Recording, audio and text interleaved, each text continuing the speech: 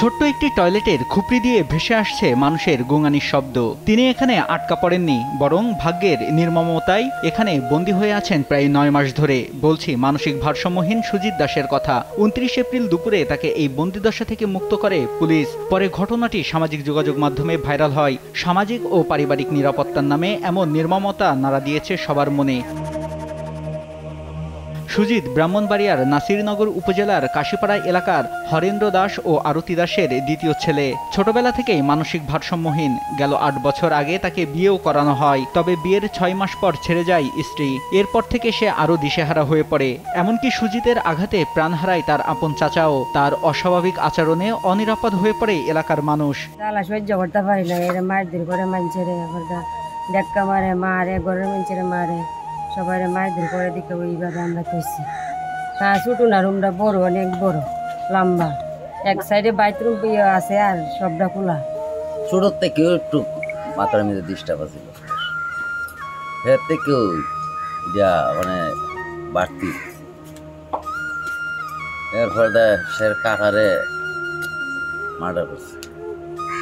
এরপরে তো ফুলাফাটিরাও দেখলে মারাধরি করে, ওই কারণ থেকে যেমন সেটা বন্দি করে রাখে। একটা মানুষকে কিভাবে এই ছোট্ট একটা ছিদ্র করে এই একটা বাথরুমের মধ্যে বন্দি করে রাখা হয়, সে হতে পারে ভারসাম্যহীন, হতে পারে পাগল।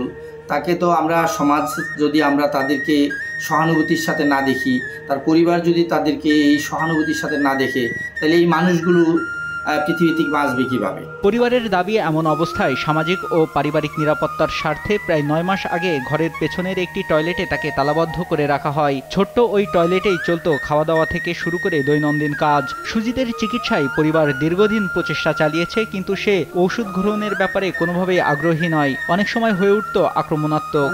মাথা তো বাইরে কমাল দিব, সারা বছর মানুষের মাথারে মাছ দিচ্ছি, মানুষ মাইনা নিব বাবা। ওই আসলে আমরা বয়ের কারণে কষ্ট লাগছে, এই বাবা কোন লাগবো, কষ্ট তো করে।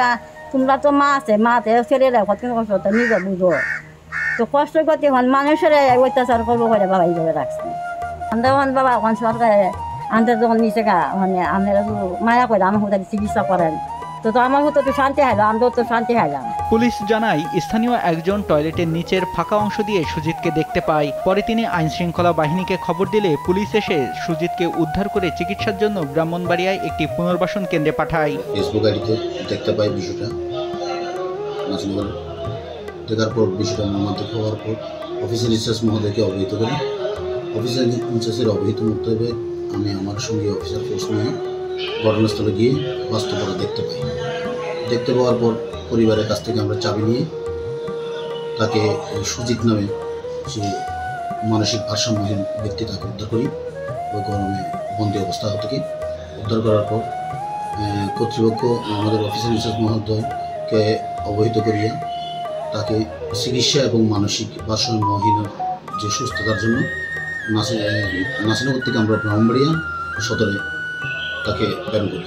তবে অমানবিক এই ঘটনাকে সামাজিক অবক্ষয় হিসেবে দেখছেন সুশীল সমাজ। তাদের মতে সমাজে পিছিয়ে পড়া মানুষের নিরাপত্তায় দায়িত্ব সমাজ ও পরিবারের। নিউজ ডেস্ক, দেশ টিভি।